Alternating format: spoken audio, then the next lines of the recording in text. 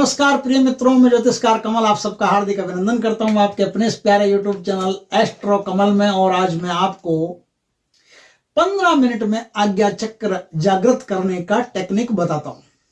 दोस्तों, 15 मिनट में कोई आज्ञा चक्र जागृत होता नहीं। ये तेल लगाने वाली बातें हैं, व्यू बटोरने वाली बातें हैं।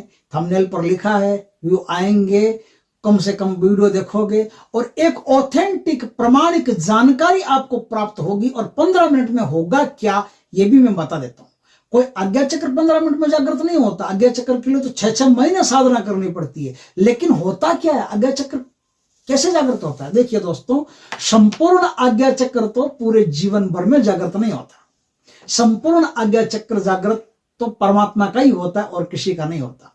हम जितना भी देख पाते हैं, अपनी 2 आंखें ना, इस 2 आंखों से हम क्या देख सकते हैं? पूरे ब्रह्मांड को देख सकते हैं? नहीं। ब्रह्मांड की फोटो देख सकते हैं। पूरे ब्रह्मांड को जीवन भर में नहीं देख सकते। और भगवान का विराट स्वरूप उसको देखना, उसमें तो कोटि कोटि ब्रह्मांड, करोड़ों करोड़ ब्रह्मांड तो भगवान के एक एक रोम में लुढ़कते हैं, देख सकते हैं, सवाल ही नहीं उठता।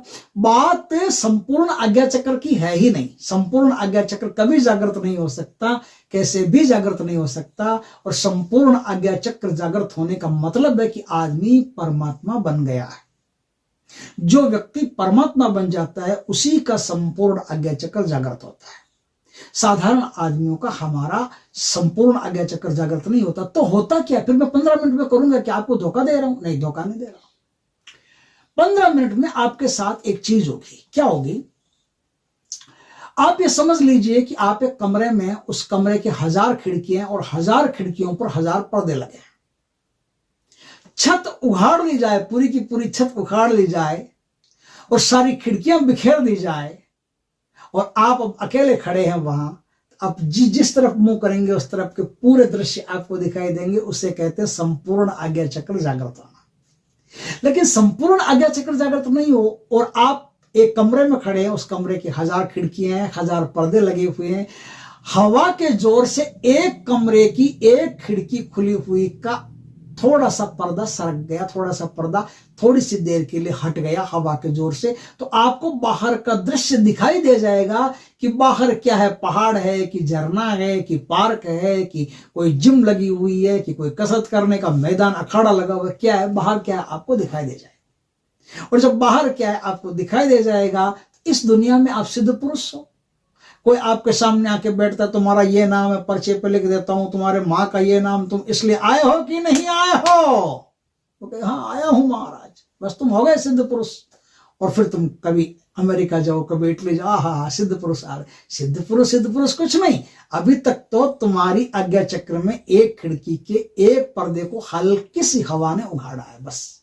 और तुम्हें जो दिखाई दे रहा है वो सिर्फ सामने बैठे हुए व्यक्ति का थोड़ा सा चरित्र चित्रण दिखाई दे रहा है, ज्यादा कुछ दिखाई नहीं दे रहा। आज्ञा चक्र जब और ज्यादा जागृत होता है तो आप बैठे जिसकी भी कल्पना करते हो, जिसकी भी याद करते हो, तुरंत उस तक पहुंच जाते हो। सब कुछ उसके आसपास जो है सब दिखाई देने लगता है। और एक नहीं, काल वो जो दिखाई देगा आपको, वो क्या होता है, काफी कुछ आज्ञा चक्र जागृत होता है। बड़ी मात्रा में जब आज्ञा चक्र जागृत होता है तो क्या होता है, आप टाइमलेसनेस हो जाते हो। आपके सामने त्रिकाल नहीं रहता। त्रिकाल तो तब रहता है जब आज्ञा चक्र जागृत नहीं होता, तब त्रिकाल रहता है कि भूतकाल में क्या था, कि वर्तमान में क्या है, कि भविष्य में क्या है। ये 3 काल तो 3 खंड तो तब है जब आज्ञा चक्र जागृत नहीं होता।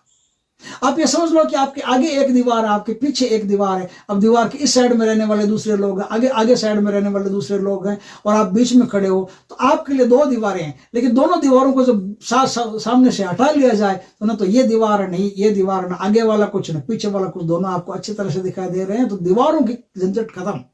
तो जैसे ही आपका आज्ञा चक्र जागृत होता है, वैसे समय काल का जो काल निर्धारण का झंझट है वो खत्म। आपके लिए त्रिकाल नहीं रहता, आपके लिए वो एक ही काल हो जाता है। और आप जैसे ही आज्ञा चक्र जागृत होता है, आप उन दीवारों के ऊपर खड़े हो जाते हो। फिर आपको सब कुछ दिखाई देता है, दीवार के उधर वाला भी, इधर वाला भी, और बीच में वाला भी, सब दिखाई देता है।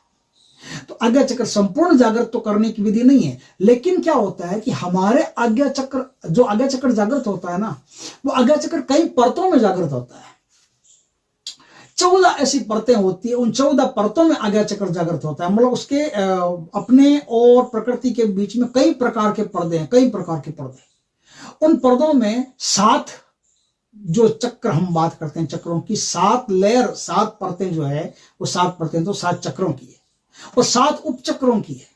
जो चक्रों के साथ होते हैं उनकी भी परतें होती है। तो उन परतों में से कोई कोई चीज ऐसी होती है, जैसे अपने को किसी सवाल का जवाब चाहिए, अपने को वो चीज देखनी है, कोई चीज देखनी है। मान लो ये देखना है कि मेरे दादाजी मेरे लॉकर की चाबी थी, वो कहाँ रख करके गए थे, मुझे इस बात का पता लगाना है।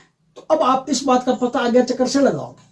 तो ये बात का पता आप आज्ञा चक्र से लगाओगे तो कैसे लगाओगे, उसका मैं आपको विधान बताता हूँ। ये थोड़ी सी छोटी सी बात है, छोटी छोटी ऐसी कई बातें हैं जो आप कर सकते हो, इस विधि से कर सकते हो, इन लेयर्स को छेद करके कर सकते हो। तो वो कैसे कर सकते हो आज मैं बताऊं।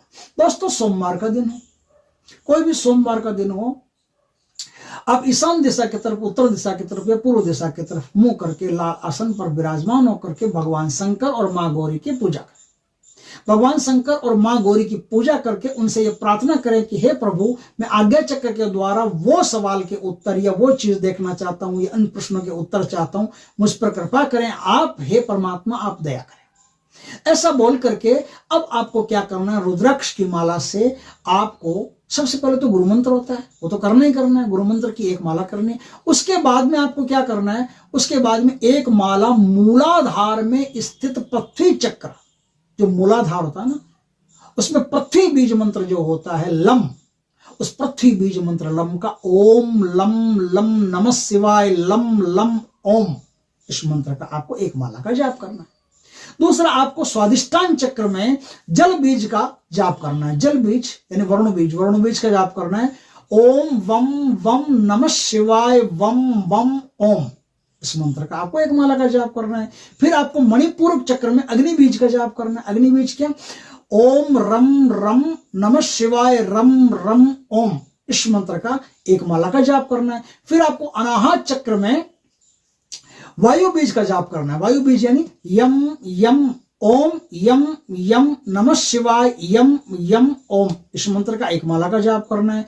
फिर आपको विशुद्ध चक्र में आकाश बीज का जाप करना है। तो आकाश बीज क्या, ओम हम नमः शिवाय हम ओम, इस मंत्र का एक माला का जाप करना है।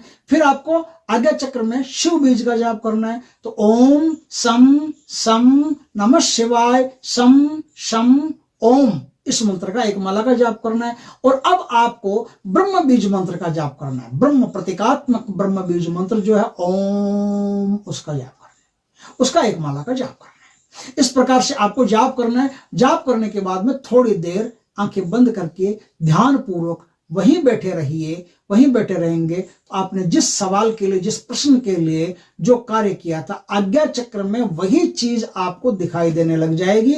वही चीज, उस चीज तक आप पहुंच जाएंगे और पहुंच करके देख लेंगे कि किस सवाल का क्या जवाब था, तुरंत आपको मिल जाएगा।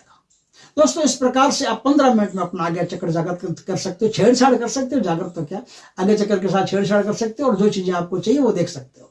तो दोस्तों, वीडियो अच्छा लगे तो लाइक करना, कमेंट करना, शेयर करना। पहली बार हमारे चैनल पर चैनल को सब्सक्राइब करना, पास में जो बेल आइकन का बटन दबा देना, ताकि हमारी ज्ञानवर्धक जानकारी पूर्ण वीडियो सबसे पहले आपके पास आ सके। जय श्री कृष्ण दोस्तों।